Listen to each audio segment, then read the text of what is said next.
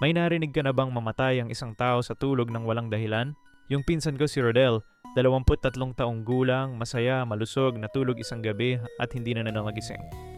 Nakita siya ng nanay niya kinaumagang nakamukha ng takot. Hindi antok, hindi payapa, takot. Para bang nakita niya ang pinakamasama bago siya huminto ng huminga. Sinabi ng doktor na cardiac arrest pero wala siyang sakit sa puso. Wala. Kabata pa niya. Tinatawag ito ng mga Pilipino na bangungot.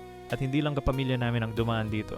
Libo-libo sa Pilipinas, Thailand at Laos ang namatay sa parehong paraan. Puro lalaki, puro bata, puro walang sakit. Pinag-aralan pa ito ng CDC sa Amerika. Tinawag nilang SUNDS, Sudden Unexplained Nocturnal Death Syndrome. At hanggang ngayon wala pa silang sagot. Ang lola ko naman alam na alam niya ang sagot. Sinabi niya batibat daw, isang espiritu na umuupo sa dibdib mo habang natutulog ka hanggang sa hindi ka na makahinga.